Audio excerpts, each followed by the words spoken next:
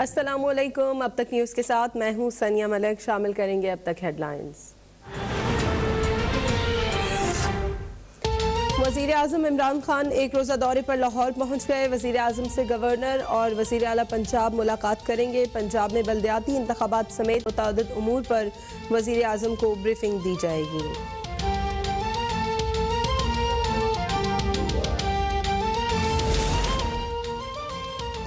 وزیر اعظم عمران خان ایک ترجمان پاکستان مسلم لیگ مریم اورنگزیب کا وزیر اعظم عمران خان کا لاہور میں نالج پارک کے افتتاح پہ بیان۔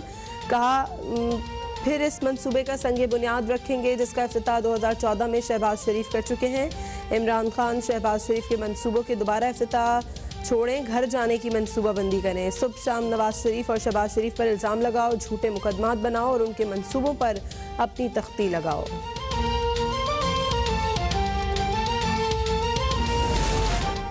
معیشت کی بہتری کے لیے کام کر رہے ہیں، نوجوانوں کے بہتر مستقبل کے لیے اہم اقدامات کیے گئے۔ وزیر مملکت اطلاعات فاروق حبیب کا اسلامک یونیورسٹی کی تقریب سے خطاب۔ کہا نوجوانوں کو خود مختار بنانے کے لیے قرضے دیے جا رہے ہیں، قرضے لینے کے لیے رجسٹریشن کا عمل جاری ہے۔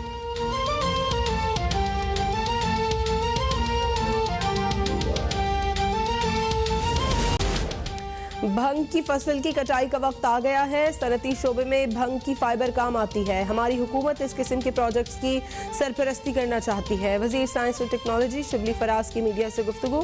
کہا ہمیں اپنے ملک کی ترقی دیکھنی ہے، معاشی طور پر مضبوط ہونا ہے، منفی باتیں ہوتی رہتی ہیں، ہم نے ان پر توجہ نہیں دینی۔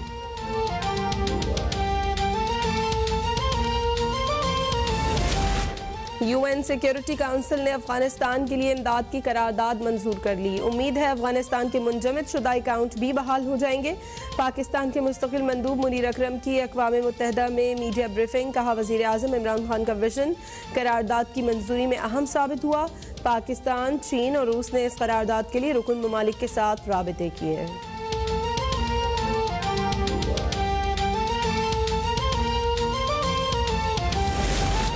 کراچی میں بارش اور سردی کی شدید لہر کی پیش گوئی۔ محکمہ موسمیات کے مطابق کل شام سے شہر میں بوندا باندی کا آغاز ہوگا۔ 25 سے 27 دسمبر درمیانے درجے کی بارش کا امکان، کچھ علاقوں میں موسلا دھار بارش بھی متوقع۔ 28 دسمبر سے 5 جنوری تک موسم شدید سرد رہے گا۔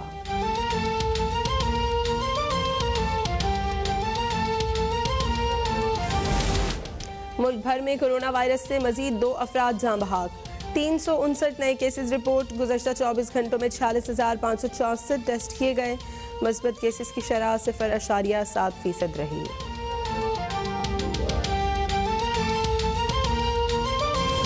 آپ نے دیکھ لی، بلیٹن کا آغاز کریں گے۔ لاہور میں گیس کی لوڈ شیڈنگ کے ساتھ ہی کوئلے کی قیمت میں بھی اضافہ ہو گیا ہے۔ شہریوں کا کہنا ہے گیس کی لوڈ شیڈنگ اپڈیٹس لیں گے۔ امتیاز اپڈیٹ کیجیے گا، شہریوں کا کیا موقف ہے؟ جی بالکل، ملک بھر کی طرح لاہور میں بھی سردی کی شدت میں مسلسل اضافہ جاری ہے اور دوسری جانب گیس کی لوڈ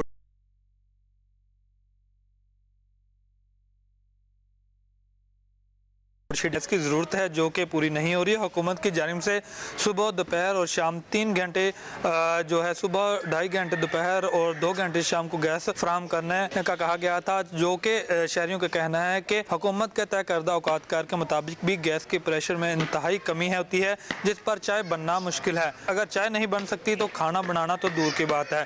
بڑھتی ہوئی گیس کی لوڈ شیڈنگ کے پیش نظر لکڑی مافیا، کوئلہ مافیا اور LPG مافیا نے بھی سر اٹھا لیا ہے اور LPG کی قیمت 210 روپے سے بھی بڑھ چکی ہے، جبکہ شہریوں کا کہنا ہے لکڑی اور کوئلے کی قیمت میں مسلسل اضافہ جاری ہے۔ اس لیے حکومت کو چاہیے کہ لکڑی اور کوئلے کی قیمت کو برقرار رکھنے کے ساتھ ساتھ گیس کی لوڈ شیڈنگ پر قابو پایا جائے تاکہ ان کی زندگی میں جو ہے وہ آسانی آ سکے۔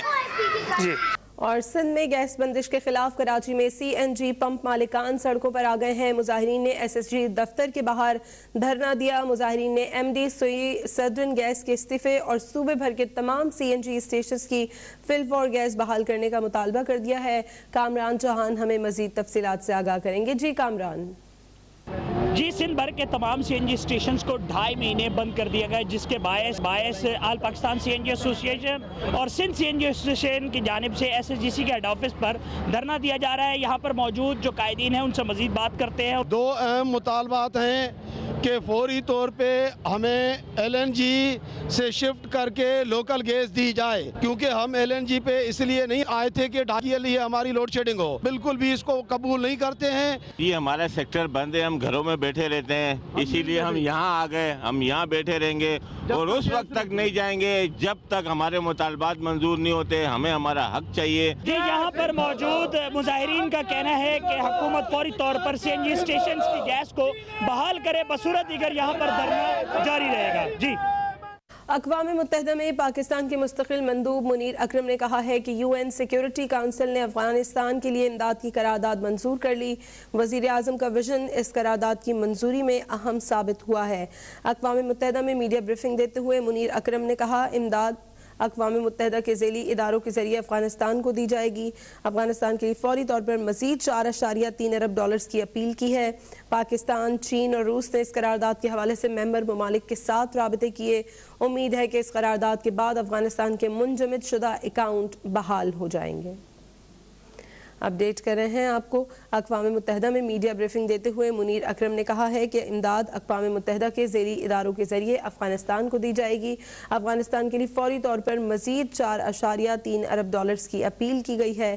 پاکستان، چین اور روس نے اس قرارداد کے حوالے سے ممبر ممالک کے ساتھ رابطے کیے۔ امید ہے کہ اس قرارداد کے بعد افغانستان کے منجمد شدہ اکاؤنٹس بحال ہو جائیں گے۔ اقوام متحدہ میں پاکستان کے مستقل مندوب منیر اکرم نے کہا ہے کہ UN سیکیورٹی کونسل نے افغانستان کے لیے امداد کی قرارداد منظور کر لی ہے۔ اسلامی تعاون تنظیم اجلاس کے بعد 2 اہم پیش رفت سامنے آ گئی ہیں۔ اقوام متحدہ سلامتی کونسل نے افغانستان کی انسانی امداد کی قرارداد منظور کر لی ہے اور پابندیاں نرم کر دی ہیں۔ قرارداد منظور ہونے پر پاکستان کا خیر مقدم کیا گیا ہے۔ اسی حوالے سے مزید بات کریں گے۔ ہمارے ساتھ ٹیلی فون لائن پر موجود ہیں وزیر خارجہ شاہ محمود قریشی صاحب۔ بہت شکریہ قریشی صاحب اب تک نیوز کو وقت دینے کے لیے۔ بتائیے گا کہ یقیناً ایک مثبت پیش رفت ہے، اقوام متحدہ سلامتی کونسل نے افغانستان کی انسانی امداد کی قرارداد منظور کر لی ہے، کیا کہیں گے آپ؟ یقیناً یہ بڑی مثبت اور حوصلہ افزا پیش رفت ہے۔ آپ کے علم میں ہے کہ 19 دسمبر کو اسلام آباد میں جو وزراء خارجہ کا جو اجلاس ہوا، اس پہ ایک تو اتنے مختصر وقت میں اتنے لوگوں کا جمع ہونا، 30 کے قریب وزراء خارجہ کا آنا اور دیگر اہم ممالک جس میں روس ہے، امریکہ ہے، جرمنی ہے، جاپان ہے، کینیڈا ہے، ان کے جو اسپیشل ریپرزینٹیوز ہیں ان کا مدعو ہونا، اٹلی ہے ان کا آنا، یہ بہت حوصلہ افزا تھا۔ اس میں ہمیں 2-3 چیزوں میں بڑی کامیابی حاصل ہوئی۔ ایک، ہمارا آبجیکٹو کیا تھا پاکستان کا، اور سعودی عرب نے بڑھ چڑھ کے ہمارا ساتھ دیا۔ یہ کہا کہ افغانستان کا جو بحرانی کیفیت ہے اس پر ہم دنیا کی توجہ مبذول کرائیں اور دنیا کو قائل کریں کہ 90 کی دہرائی جو غلطی ہے وہ ابینڈنمنٹ کی، اس کو نہ دہرایا جائے۔ اللہ نے کیا، ہماری بات کو وزن دیا گیا، اور وہ جو ایک کچھ ہمارے پڑوسیوں کا خیال تھا کہ آئسولیٹ کیا جائے، ان کو تنہا کیا جائے، اس میں انہیں کامیابی نہ ہوئی، اور ہیومینیٹیرین اسسٹنس کے لیے دنیا ان سے انگیج کرنے کے لیے تیار ہو گئی۔ ایک نمبر 2، اس اجلاس کے اختتام پر جو جوائنٹ ریزولوشن پاس ہوا، اس میں آپ نے دیکھا ہوگا اس میں 3 بڑی اہم ڈیولپمنٹس ہیں۔ نمبر 1، ایک فنڈ کا، ایک ٹرسٹ فنڈ کا تشکیل دینا جس میں کہ امداد کی رقوم جمع ہو سکتی ہیں۔ نمبر 2، ایک جو کہتے ہیں نا فوڈ سیکیورٹی پروگرام کا لانچ کرنا، وہاں کی غذائی قلت کو دور کرنے کے لیے ہنگامی بنیادوں پر۔ نمبر 3، ایک اسپیشل انوائے جو OIC کے ہوں گے، افغانستان کے معاملات کو دیکھیں گے، ان کی تعیناتی، کسی شخصیت پر اتفاق کرنا اور انہیں نامزد کرنا۔ یہ ڈیولپمنٹس ہوئی۔